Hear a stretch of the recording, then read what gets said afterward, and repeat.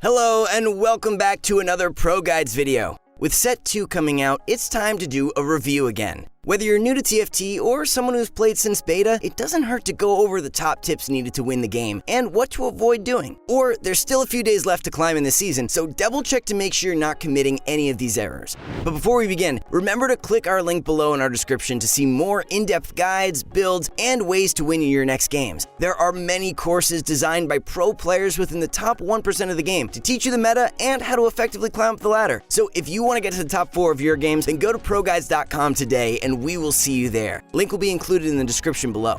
Without any further ado, let's go over the top 10 beginner mistakes so you'll be ready when Set 2 officially goes live. Number 1. Not using any hotkeys. To be completely frank with you, there are challengers who don't use all of the hotkeys. However, the difference is that they're able to process the game quick enough to be able to achieve everything in one turn. Although the game is perfectly playable even without them, it does speed up the process a lot for you. Especially toward the mid-game where you have to scout, position, and hyper-roll all in the same turn, you're going to want to find the quickest way to get it all done. We notice many times newer low elo players during their hyper-roll is much slower because they're taking more time to process what's good or not. So instead of being able to get their power spike throughout one turn, it ends up being 3 rounds until they complete their hyper-roll, which causes them to lose a lot more health. So if you're finding yourself in this bucket, then this mistake is especially for you. So let's review the hotkeys once more. Take your time and start implementing 1 or 2 of them into your playstyle.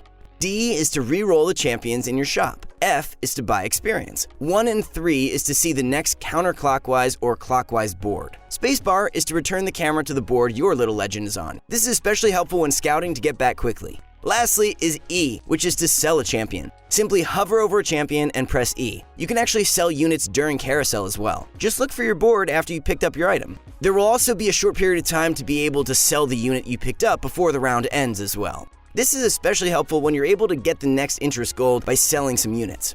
Moving on to number 2, forcing a comp. As the season goes on and 3 to 4 meta compositions show up, players get used to forcing compositions. Although this may work from time to time, it's especially risky. Sure, Void Brawlers is strong, but if you don't have Giant Slayers and can't find your Kai'Sa, you're bound to lose.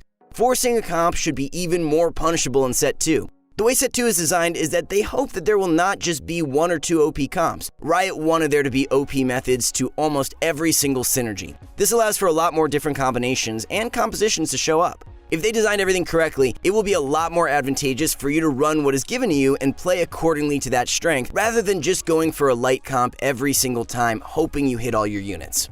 Next is number 3, avoiding rank.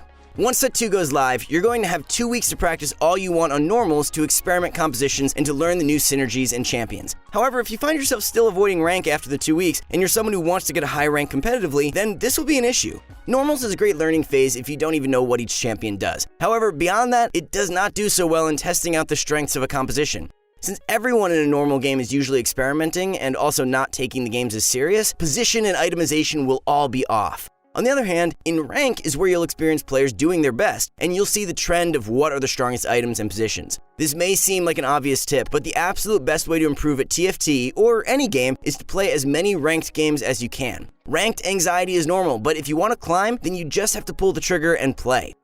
Our next mistake is one you probably heard us say a few times if you've been a viewer for a while. Number 4, buying too many champions or not buying enough. In the early game, it's normal to pick up every unit possible to see what you can level to first. However, after a few rounds, especially after you hit the second carousel, it may be time to consider what compositions you want to go for and to start econing. If you have a level 2 Varus and level 2 Aatrox on board, what is that pair of Garens going to do for you? Sure, a level 2 Garen would have been great during the first few rounds, but by Crumbz, his value is going to drop immensely. It won't even be a power spike if you got him to level 2 and put him on your board. Try to sell everything on your bench that you know is unnecessary and that can help you reach the next level of interest. If you're exactly at 10 gold and there's no way for you to reach 20, then that would be a good time to hold every unit on your bench, since doing so will not affect your economy. But if you're at 18 gold, it would be a good time to see if you've got a useless Blitzcrank or pairs of Elise that you're not going to need. On the other hand is when you're not buying enough. This is especially true to the current patch with the player damage being so punishing early game. Sometimes you get a bunch of gold in the beginning rounds and you think, wow, I can immediately interest, even though you have no level 2 units yet. Don't save the gold and go buy everything in your shop. Nowadays, it's possible to lose 10 health in just your first round. Can you imagine being knocked out after 10 rounds? Buy all the early game units and hope to get them to level 2 so you can protect your health and hopefully get on a winning streak. As mentioned before as well, if you have the money for it, pick up any additional units. If you're at 24 gold, grab that Cho'Gath even if you don't need him. It can slow the process of other Void Brawlers, and you can always sell him when you need to get to the next interest. On to the next one. Number 5 is not leveling. As mentioned once again, because player damage is so strong early game, it's actually a recommended technique to level right after the neutral rounds and get to 4 units. This is especially a great method if you got lucky and was able to get a unit to level 2 already. Leveling is also crucial because it allows you to find higher tier champions. Wonder why everyone has an Aurelian soul except you? Well, they hit level 6 and 7 before you did, so they had a much higher chance. A challenger's tip is that by stage 3-2, you normally want to be at level 6 already. Then at Wolves, or the stage after Wolves, you aim for level 7. We've seen many players hold their gold exclusively for champions or re-rolling, which causes them to forget to level a lot of times.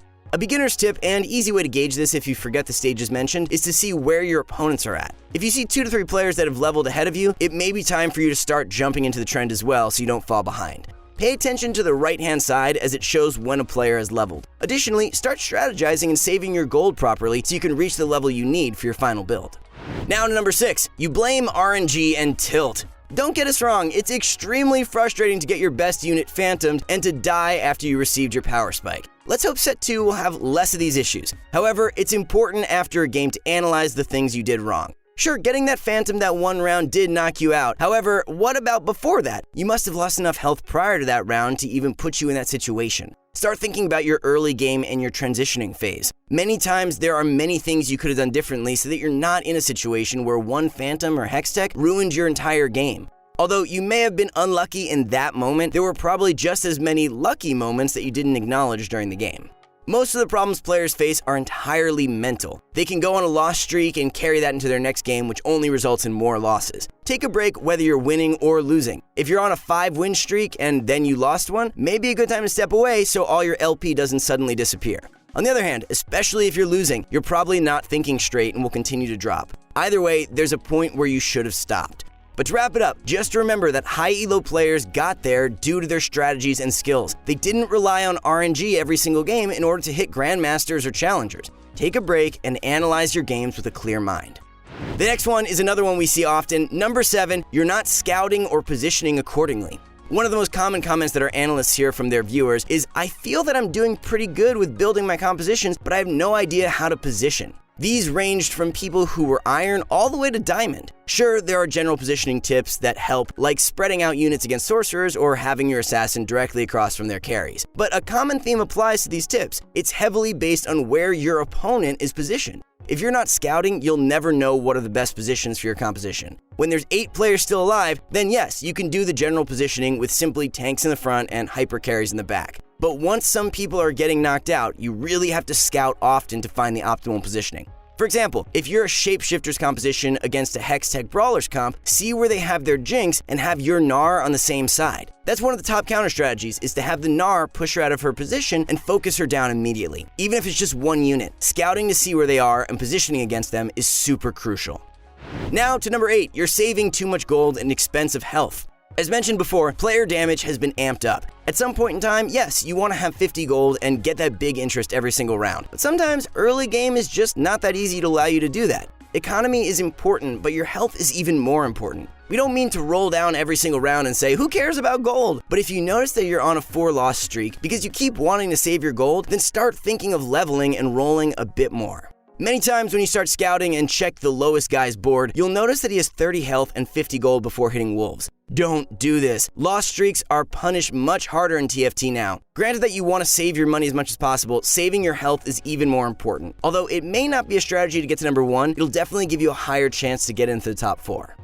Number 9, making bad items. It's interesting because Spear of Shojin is one of the most popular items in low elo lobbies, yet you rarely ever see a Spear of Shojin in Diamond or above. Sword is so valuable for a Guardian Angel or Giant Slayer, while Tear is great for Redemption or Seraph's Embrace. This coincides with one of our normal tips, which is to watch higher elo streams or YouTube videos in order to know which items are good or not. Don't wait too long to make items, but also don't just make any items you can right from the start. Take a look at our tier lists and other challengers' gameplay to figure out which ones are worth it.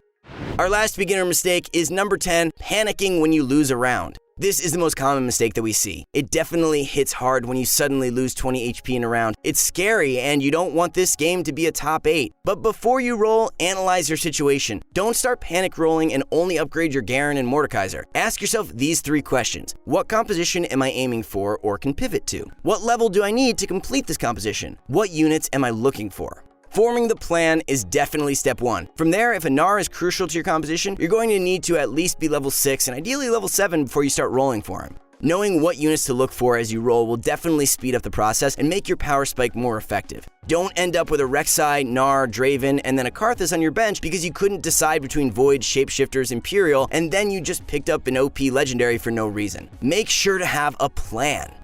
And that's it for today's video. With a quick review of these beginners tips, let's get ready for set 2. What rank are you ending off on this season, and are you excited for set 2? Let us know in the comments below. Also, let us know what type of content you would like to see from us once set 2 comes out. We read each and every one of your comments. Like and subscribe, and we will see you all next time.